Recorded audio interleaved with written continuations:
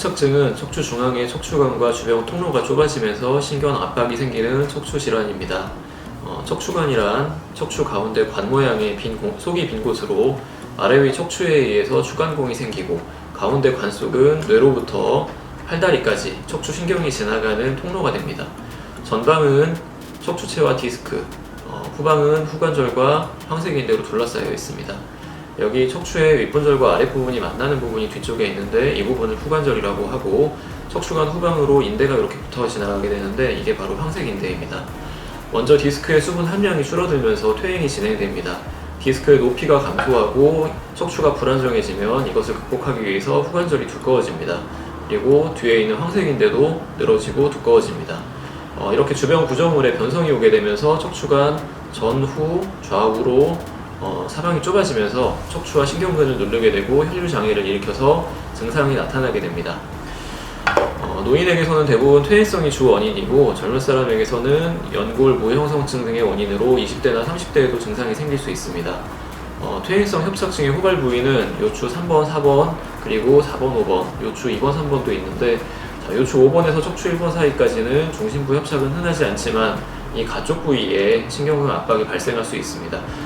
이렇게 척추관 중심부가 아닌 신경근 쪽에서 협착이 발생하는 부분을 외측 함유 협착증 또는 추간공 협착증이라고 따로 얘기하기도 하지만, 대체로 척추관 중심부의 협착증과 동반해서 발생하게 됩니다.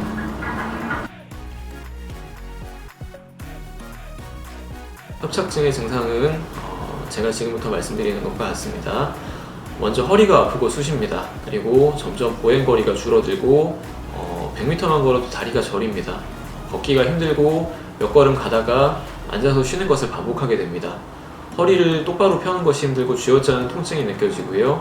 허리를 조금만 앞으로 굽혀도 통증이 좀 덜해지게 됩니다. 또 한 가지 증상은 밤에 많이 나타나는데, 밤에 종아리 통증이 더 심해지고 쥐가 자주 납니다. 똑바로 누워서 자기도 힘들고 무릎을 구부려서 새우잠 자듯이 옆으로 자면은 조금이나마 편합니다.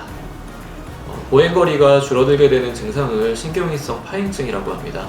파행은 절뚝거린다는 뜻인데, 협착증 환자들은 걷거나 오래 서 있으면 피곤하고 다리에 힘이 빠지면서 앉거나 누우면 나아지는 증상을 호소합니다.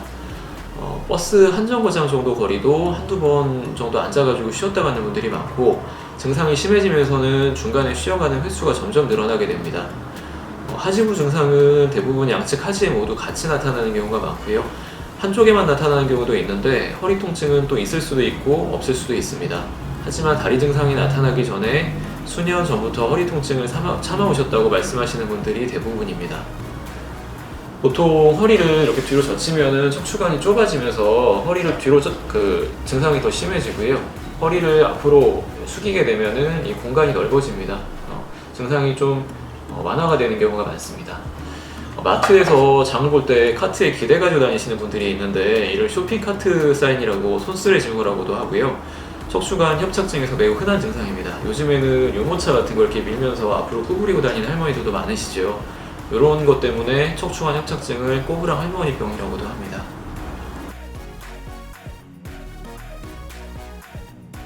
허리 디스크도 많이 발생하는 질병인데, 디스크는 이 디스크 내부에 젤 성분의 수액이 탈출이 돼서 척추신경의 특정 부분을 자극하는 질환이고, 척추관 협착증은 척추관을 둘러싼 구조물들이 퇴행성 변화와 함께 전체적으로 두꺼워지면서 척추신경을 사방에서 압박하는 질환입니다.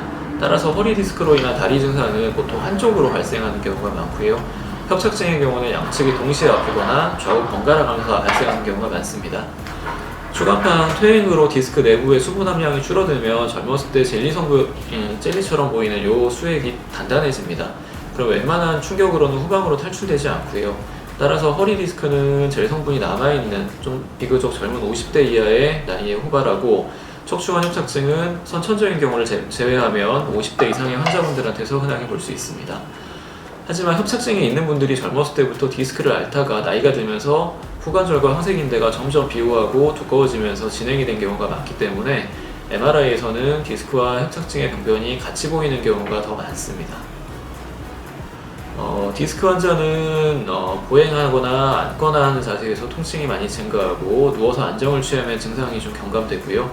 협착증 환자는 아까 구부리면은 공간이 넓어진다고 했죠. 걷기 시작한 직후에는 허리와 다리에 뻐근함을 느끼지만 좀 걷다 보면 좀 편해지는 것 같기도 합니다. 근데 어느 정도 일단 걷게 되면은 다리에 통증이나 저림이 느껴져서 허리를 굽히거나 쪼그려 앉아서 쉬면은 증상이 경감이 됩니다. 다시 걸을 수 있죠. 그러다가 좀 더 걸으면 다시 아픕니다. 반면에 디스크 환자는 중간에 쪼그려 앉더라도 보행 중에 증가한 통증이 가라앉는 경우는 없습니다. 협착증 환자는 허리를 뒤로 젖히면은 통증이 증가하고 앞으로 점점 구부정한 자세를 취하게 되고, 디스크 환자는 허리를 앞으로 숙이기가 힘들고 디스크 탈출이 발생한 방향으로 몸통이 이렇게 기울게 됩니다.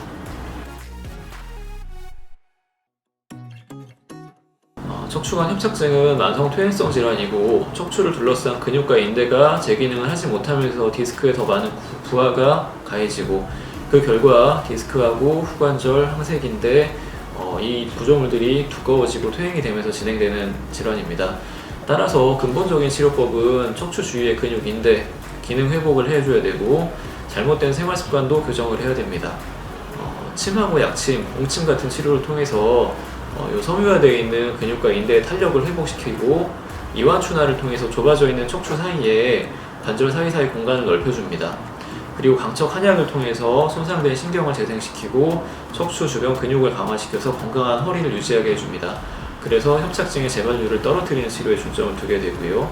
무엇보다 근육, 인대를 망가뜨리고 척추의 퇴행을 부추기는 생활습관 교정이 또 중요합니다. 치료를 아무리 좋은 치료를 받더라도 병을 유발하는 원인을 못 잡으면 재발은 시간 문제입니다. 일상생활에서 스스로 의지로 수십 년 동안 누적된 생활습관을 고치기는 좀 어렵습니다. 증상이 심한 경우에는 입원 치료를 하시기도 하는데, 모커리한방병원에서는 4주 정도 입원 치료하면서 베개 사용법이라든지 똑바로 눕는 법, 옆으로 눕는 법, 앉아서 식사하는 자세, 세면대, 싱크대를 사용할 때 자세, 허리에 부담을 주지 않고 재채기나 기침을 하는 방법 등 일상생활에서 허리에 부담을 주는 모든 위험 요소를 교정하는 과정을 시행합니다. 이런 집중치료를 받으신 분들은 퇴원 후에도 증상이 재발하지 않고 오랫동안 건강한 허리를 유지하실 수 있을 거라고 생각합니다.